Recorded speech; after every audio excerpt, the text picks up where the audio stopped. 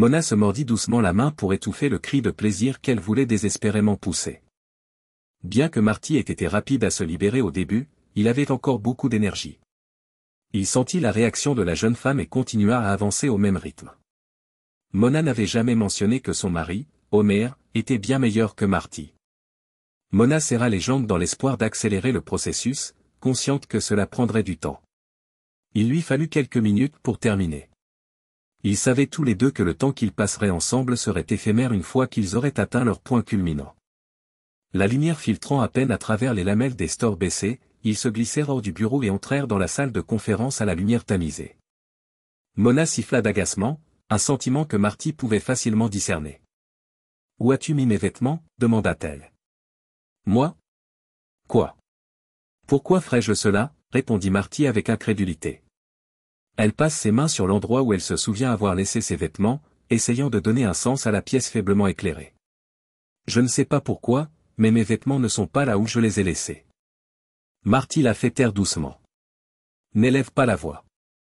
La dernière chose dont nous avons besoin, c'est que quelqu'un nous entende. »« Je sais, » répondit-elle dans un murmure dur, sa colère à peine contenue. « Tu as trouvé ton pantalon ? » ?»« Non. »« Tu l'as bougé ? » ?»« Certainement pas. » Sa fureur à peine contenue était évidente lorsqu'elle répliqua, « Oh non. » Marty chuchote, « Où peut-il être, alors ? » ?»« Comment pourrais-je le savoir ? » ?»« Essayons d'ouvrir un peu les stores, » lui dit-elle. Marty tourna la tige hexagonale juste assez pour laisser entrer un peu de lumière. Mais même dans les faibles rayons qui illuminaient la moquette, il n'y avait aucune trace de leurs vêtements. L'anxiété envahit le murmure de Mona, « Bon sang. Nos vêtements ont été volés. Mon téléphone était aussi dans la poche arrière de mon pantalon. Tu te moques de moi ? Mon téléphone était aussi dans mon jambe. Au fait, il y a quelque chose qui coule le long de ta jambe. » Mona a rapidement arrêté le goutte à goutte en recroquevillant ses mains et en les pressant entre ses cuisses. Elle se déplaça maladroitement, à moitié voûtée, en jetant des coups d'œil autour d'elle. Il n'y a pas de mouchoirs en papier en vue. Ils les gardent généralement près du pichet d'eau, n'est-ce pas ? Marty, tout aussi anxieux, dit, « Je ne sais pas. Je ne vois rien qui puisse aider. » Eh bien, c'est parfait.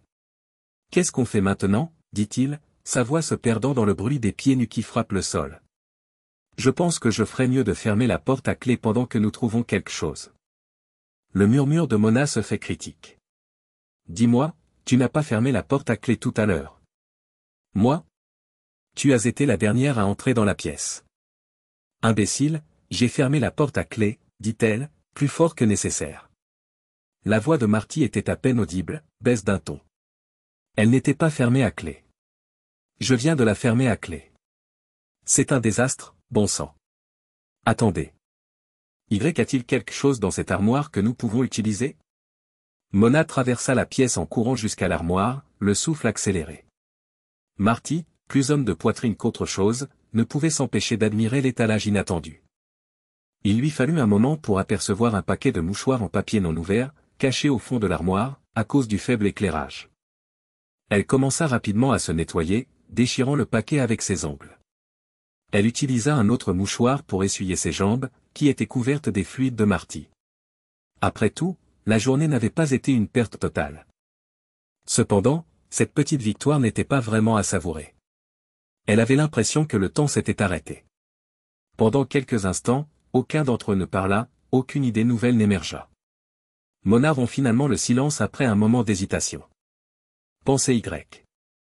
Tout le monde sera parti pour la journée. Au moins, nous pourrons quitter cette pièce une fois que le bureau sera vide.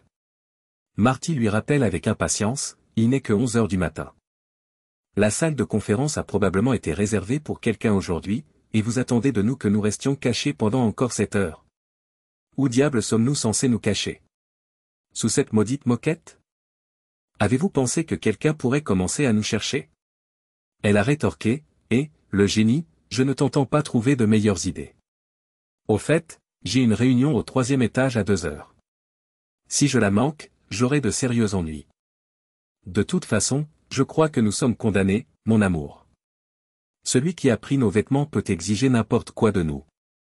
Dis-moi, es-tu prête à servir de jouet dans le bureau de quelqu'un ? Il sourit. Va au diable. Ne voulant pas rater l'occasion de taquiner son pauvre compagnon malgré les circonstances, Mona plaisanta en disant que c'était peut-être une blague de potache, et dans ce cas, vous finirez à genoux dans les toilettes des hommes, à vous occuper d'eux un par un.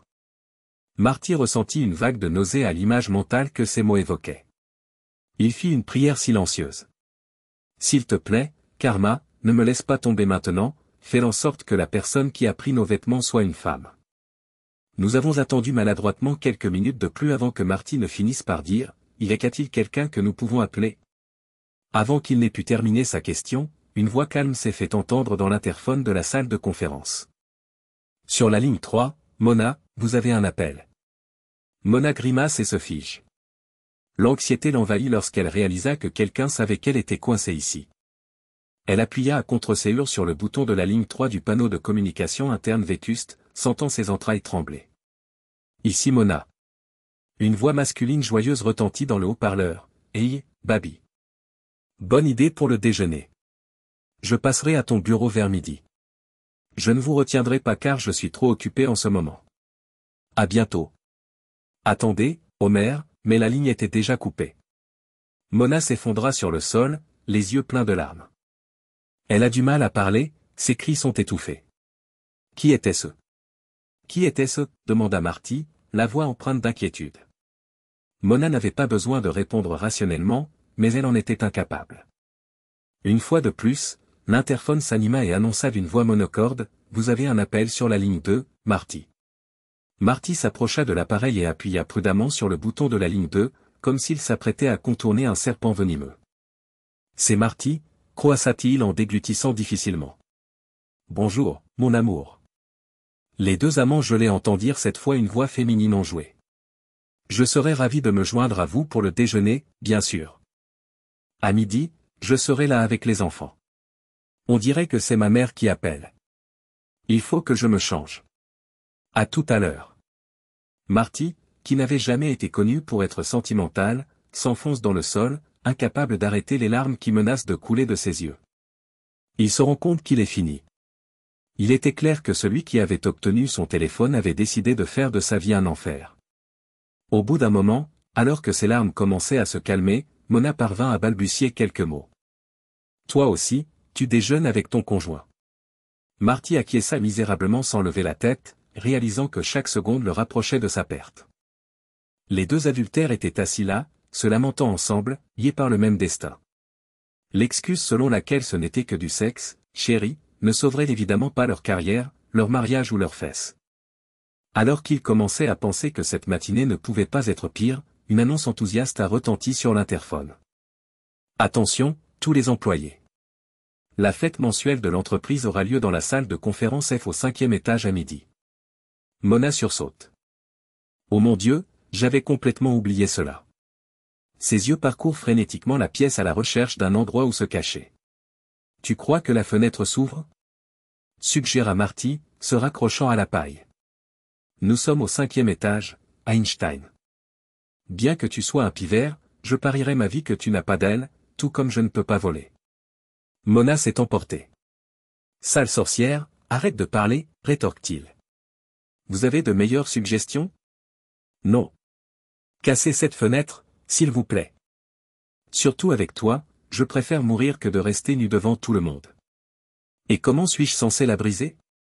Avec ma tête ou à toute vitesse, mon outil, poursuivit-il sarcastiquement. Je préfère dire à tout le monde que tu m'as fait payer $50 pour du sexe. Merci. Mona, furieuse, s'élance sur Marty, prête à lui griffer le visage de ses ongles manucurés. Au dernier moment, il lui saisit les poignets, épargnant à sa peau des dommages importants. Cependant, il ne put protéger à temps ces précieux objets de valeur du genou bien visé de la jeune femme. Il poussa un cri étranglé et tomba à la renverse, entraînant Mona avec lui, qui fit un saut périlleux vers l'avant. Alors qu'elle volait dans les airs et dérapait sur plusieurs mètres sur la moquette, la peau exposée de Mona subissait d'atroces brûlures. La moquette ressemblait à du papier de verre contre son dos nu, ce qui aggravait son agonie après l'atterrissage brutal. Pendant ce temps, Marty luttait pour rester debout, les jambes flageolantes de douleur. Malgré sa détresse, l'instinct de survie reprend le dessus face à une femme enragée qui veut vous arracher le visage. Il réussit à tenir Mona à distance en utilisant la table de conférence comme barrière naturelle. Pour contrer les tentatives de Mona de plonger sous la table, Marty s'aplatit dessus et grimpe dessus, serrant les dents lorsque sa virilité blessée s'écorche contre la surface luisante. Il atterrit de l'autre côté, attendant de voir le prochain mouvement de Mona. Le jeu du chat et de la souris se poursuivit pendant quelques minutes, jusqu'à ce que Mona retrouve un semblant de raison. Marty était trop agile pour qu'elle puisse porter un coup fatal. La regardant avec méfiance, Marty contempla les fenêtres. Elles étaient immobiles et apparemment trop épaisses pour se briser facilement. Pourtant, même si elles n'avaient pas été là, la fuite n'était pas envisageable, il n'y avait pas de rebord auquel s'accrocher miraculeusement. Le tic-tac de l'horloge de la salle de conférence est impitoyable. Il est 11h20. Dans 40 minutes à peine, la vie autrefois confortable et respectable du duo nu allait s'effondrer. C'est alors que, comme une étincelle d'électricité, l'inspiration électrise Marty. Le plafond. Peut-être pourrait-il ramper à travers le système de ventilation jusqu'à une autre salle de conférence. Ce n'était pas gagné, mais dans leur situation désespérée, cela valait la peine d'essayer. Retirer les dalles acoustiques semi-transparentes du plafond était assez simple. Malheureusement, le treillis métallique était loin d'être assez solide pour supporter un humain qui essaierait de ramper. C'est alors que l'interphone se mit à crépiter, tandis que Marty cherchait désespérément une issue. « Vous avez aussi un appel en ligne, Mona. » Irritée, Mona grommela un juron et s'approcha du communicateur. « Et maintenant » siffle-t-elle. Malgré sa frustration, elle se calme et répond sur son ton le plus professionnel en appuyant sur le bouton clignotant. « Ici Mona. »« Mona, c'est John Burns » répondit la voix. « Apportez les dossiers Simpson dans mon bureau immédiatement. Madame Simpson est en train de monter à l'heure où nous parlons. »« Mais, monsieur, balbutie Mona, je ne peux pas. » Son patron l'interrompt, son ordre furieux le transperce. « Je n'ai pas demandé d'excuses. »« Est-ce que c'est clair ? » ?»« Allez-y tout de suite. » La ligne s'est éteinte avec un clic sonore, laissant un silence obsédant dans son sillage. John Burns était l'associé principal et l'employé le plus haut placé du cabinet. Si elle ne parvenait pas à produire ses dossiers à temps, la carrière de Mona, déjà précaire, s'arrêterait. Les larmes lui montent à nouveau aux yeux, mais elles ne résoudront pas le problème. Marty, qui se tient toujours de l'autre côté de la table, sourit, prenant manifestement plaisir à la détresse de Mona. Cependant, lorsque l'interphone retentit à nouveau, se mêlant aux cris de Mona, son attitude arrogante disparut instantanément. La voix froide de la machine annonça « Vous avez un appel sur la ligne 4, Marty. » Avant d'appuyer sur le bouton pour répondre, Marty marmonna « Tirez-moi dessus », son visage n'étant plus qu'un masque d'agonie. Dans le haut-parleur, une voix féminine claire s'exprime « Ici Marge Krabappel, Marty. Monsieur Burns vous demande d'effectuer une analyse d'efficacité financière pour Simpson, en procédant à des ajustements par incrément d'un quart de point allant de 2 à 4%. Veuillez imprimer votre évaluation et la remettre ici dans les 10 prochaines minutes. Marty plaide, Mademoiselle Krabappel, j'ai un problème d'ordinateur. C'est dur, Marty.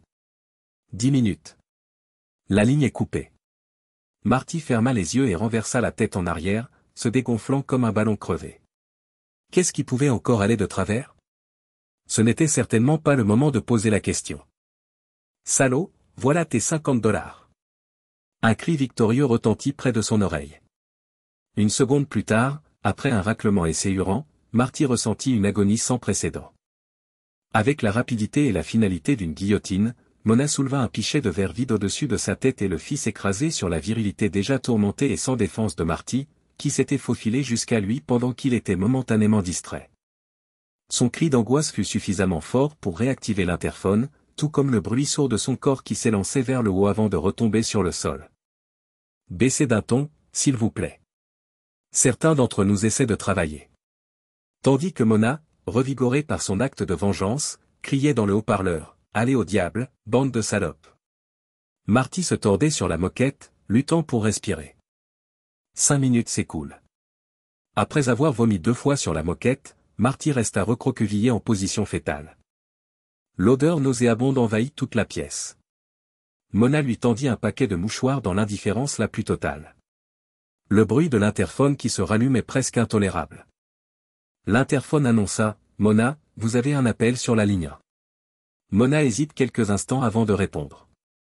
À contre-séhure, elle finit par répondre, « Ici Mona », et appuya sur le bouton approprié. « Qu'est-ce que c'est ? Vous m'avez envoyé un paquet avec vos papiers d'identité, vos vêtements et votre téléphone alors que j'avais demandé les dossiers Simpson? Il est clair que leur superviseur est extrêmement irrité. Sans dire un mot, Mona raccroche et s'effondre sur le sol à côté de la table. Comment les choses ont-elles pu si mal tourner, mon Dieu? Moins d'une minute plus tard, l'interphone annonça impitoyablement, « Marty, vous avez un appel sur la ligne 3. » D'un geste langoureux, Mona appuya sur le bouton de la ligne 3 et lança le combiné en direction de Marty. « C'est Marty » se débrouille-t-il, forçant une faible réponse en respirant profondément. « C'est le directeur des ressources humaines, James Smither, Marty. Madame Cravaple a déposé une plainte pour harcèlement sexuel contre vous. Elle prétend que vous lui avez donné un paquet contenant vos vêtements et votre téléphone au lieu des feuilles de calcul imprimées qu'elle avait demandées. Elle a mentionné que les vêtements étaient manifestement usagés, y compris un short avec une empreinte de chaussure crasseuse dans le dos. Quel genre de farce essayez-vous de faire à une femme honnête? Je vous assure, monsieur, que ce n'est pas ce que vous pensez. Vous êtes le bienvenu dans mon bureau. » La réponse ferme est venue immédiatement, suivie par le claquement inimitable du combiné. Marty grogna et jeta un coup d'œil à celui qui était derrière tout ça, quelqu'un qui s'amusait visiblement beaucoup à ses dépens, avant de laisser son bras retomber mollement sur le sol, toujours agrippé au téléphone. Se tournant sur le côté, Marty remarqua les taches cramoisies sur la moquette sous lui. Il saignait plus que Mona ne l'avait réalisé suite à son coup bien ciblé. Elle s'exclame, « Oh mon Dieu, Marty, tu saignes. Je suis vraiment désolé. » Appelle le 911. J'ai besoin de soins médicaux, gémit-il. Mais elle s'est interrompue. Pas de mais. La seule chose qui reste, c'est que quelqu'un jette de la terre sur nous, nous sommes déjà morts. S'il vous plaît, passez-moi ce téléphone, dit-il. À 11h45, un coup courtois frappé à la porte de la salle de conférence fermée à clé a incité Mona à composer en toute hâte le numéro de téléphone et à demander qu'une ambulance soit envoyée immédiatement dans la salle de conférence F au 5e étage. 2 ambulanciers en uniforme sont entrés et Mona a déverrouillé la porte, essayant de se cacher derrière. Après avoir jeté un coup d'œil à Marty nu et voûté, le plus jeune des deux a éclaté de rire. Il semble que les vendredis décontractés soient pris très au sérieux dans ce bureau, dit-il. John Burns, qui était entré juste après les ambulanciers, vit Mona debout, rouge de colère, les mains couvrant son visage. Son regard s'est assombri et il a crié avec colère, « Houghton, Van, rhabille-toi tout de suite. Rhabille-toi tout de suite. » Je ne peux pas, se plaignit-elle pathétiquement. On m'a volé mes vêtements. Se tournant vers le personnel qui se tenait près de la porte, jetant des coups d'œil par-dessus les épaules des autres avec une curiosité à peine contenue, il dit, « Quelqu'un, donnez-lui quelque chose pour se couvrir. » « Et où sont les vêtements de Marty » demanda-t-il sévèrement en se retournant. « Ils ont aussi été volés, marmonna humblement Mona. Burns se moque avec scepticisme. « Quelqu'un vous a ordonné de vous déshabiller en vous menaçant d'un pistolet? Nos vêtements ont disparu alors que nous étions préoccupés par un rendez-vous dans la salle de conférence. » Mona se tenait toujours sur le côté, les bras enroulés autour de ses épaules, lorsqu'un de ses collègues lui apporta un manteau qu'elle s'empressa d'enrouler autour d'elle. Pour enquêter sur la blessure suspecte qui avait provoqué une telle agonie des parties intimes de Marty, les ambulanciers avaient déjà contacté la police. Tout le bureau s'était rassemblé autour de la scène à l'approche de midi, l'heure de la fête de l'entreprise approchant. Le moulin à ragots du bureau tournait à plein régime, et à chaque fois que l'histoire était racontée, les détails devenaient plus ridicules que les faits. Après avoir parlé brièvement à Marty, l'officier qui a répondu à l'appel a pris Mona à part pour l'interroger en privé. Pendant ce temps, Marty est exhibé devant l'assistance comme un héros tombé au champ d'honneur, maintenant attaché à une civière et enveloppé d'un linceul. Laurie, la secrétaire du 5e étage, a profité de l'occasion pour faire un commentaire sarcastique alors qu'on le faisait passer devant elle. « J'apprécie que vous ne m'aidiez pas à obtenir la promotion que vous aviez promis de me donner. » Marty recula, se tortillant intérieurement. Cela faisait un moment qu'il essayait d'attirer Laurie dans son lit, affirmant qu'il avait de nombreux contacts au sein de l'organisation. Cependant, il a commencé à critiquer son travail et à la traiter comme une fille de course personnelle lorsqu'elle n'a montré aucun intérêt à faire des plans avec le pan satisfait de lui-même après les heures de travail. Il se rendit compte qu'il venait de découvrir le responsable de son cauchemar lorsqu'il remarqua le sourire narquois de Laurie qui le regardait se faire emmener. Quelques minutes plus tard, Homer, le mari de Mona, rejoint le groupe qui s'agrandit dans la salle de conférence. La fan de Marty est arrivée dans l'ascenseur suivant, juste après lui, en poussant une poussette contenant leur bébé.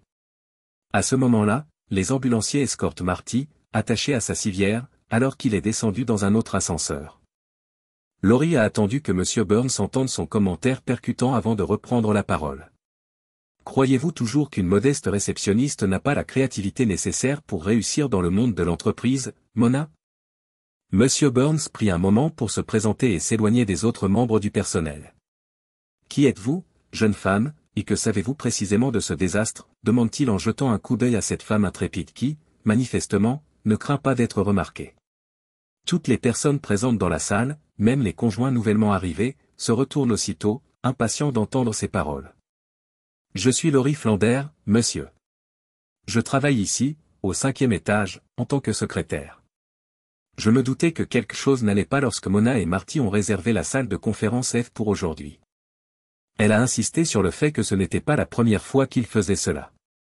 Ce matin, je les ai suivis en silence dès qu'ils sont entrés. Elles n'ont pas remarqué que je ramassais leurs vêtements sur le sol, car elles étaient trop absorbées par leur conversation. Puis, aussi discrètement que possible, je suis parti pendant qu'ils se comportaient de manière inappropriée. John Burns plissa les doigts, un rictus apparaissant sur son visage. Oh, fantastique. Continuez, a-t-il dit. J'ai ensuite redirigé les appels entrants de leur bureau vers mon standard. J'ai envoyé des messages sur les téléphones portables de leurs maris, les invitant à se joindre à nous pour le déjeuner de midi. Je leur ai également conseillé d'appeler directement le bureau. Tout en continuant d'expliquer sa stratégie à M. Burns et à l'équipe voisine, Laurie esquissa un petit sourire, mettant en valeur les fossettes attachantes de ses joues. Tous les appels entrants, y compris le vôtre, monsieur, étaient dirigés vers ma console chaque fois que quelqu'un essayait d'appeler le bureau. Elle désigna l'appareil de communication posé sur la table et dit, j'ai utilisé l'interphone pour les informer de leurs appels entrants. John eut un large sourire et son sourire s'élargit. À l'exception des deux maris trompés, qui semblaient prêts à exploser de rage contre le couple adultère, la majorité du personnel assemblé répondit à chacune des révélations de Laurie par des rires et des gloussements. Et les vêtements que Madame Krabappel et moi avons reçus, demande le directeur. Laurie feint la culpabilité et baisse les yeux. Oui, monsieur, c'était moi. Je vous présente mes excuses à toutes les deux. Tout ce que je voulais, c'était que ce soit la goutte d'eau qui fasse déborder le vase pour eux. Je vois. Vous avez certainement réussi. Pourquoi ressentez-vous une telle animosité personnelle envers ces deux-là, à part le fait que je pense que leurs actions sont honteuses? Laurie posa une question rhétorique. Ils ont tous les deux été très condescendants à mon égard, agissant comme s'ils étaient supérieurs d'une certaine manière. Peut-être que cela me servira de rappel pour éviter de détruire des relations si hâtivement à l'avenir. Dans quelques mois, Madame Krabappel, ma secrétaire personnelle, Mademoiselle Flander, prendra sa retraite. Visiblement impressionné par les paroles et les actes de Laurie dans cette situation difficile, M. Burns déclare, « J'aimerais que vous posiez votre candidature pour le poste. » Le public a commencé à applaudir plusieurs fois, et bientôt tout le monde dans la salle a applaudi. Le policier regarde alors M. Burns. « Veuillez m'apporter les vêtements de Mona. Elle a agressé Marty, alors je l'arrête. » Une minute plus tard, avec les pas lents et lourds d'une criminelle condamnée, Mona, vaincue, se dirigeait vers la sortie. « Pas la peine de rentrer à la maison, espèce de sorcière infidèle, » cria Homer derrière elle. À ce moment-là, la femme de Marty, qui venait de manquer de voir son mari, s'écrie, « Où est Marty ?» Presque en larmes, les épouses déçues sont emmenées dans le bureau de John Burns pour une conversation privée. Le couple espiègle, M&M, a fait l'objet de mesures de rétorsion. Parce que Mona était cadre et que Marty ne l'était pas, l'entreprise a finalement versé à l'épouse de Marty une somme importante en compensation des souffrances qu'elle avait endurées. Afin d'éviter que sa femme infidèle ne demande une pension alimentaire, Homer a demandé aux épouses humiliées de continuer à travailler pour l'entreprise jusqu'à ce que le divorce soit prononcé, plutôt que de leur offrir une compensation financière. Marty a été contraint de payer une pension alimentaire atrocement chère au cours de la procédure de divorce qui a suivi. Homer Van Houten a réussi à éviter toute pension alimentaire puisque sa demande de divorce n'a pas été contestée. Peu après leur divorce, Mona et Marty ont tous deux été licenciés pour avoir enfreint les règles de l'entreprise. Laurie Flander, quant à elle, a été nommée secrétaire personnelle de M. Burns. Certains travailleurs ont encore plus peur d'elle que du patron.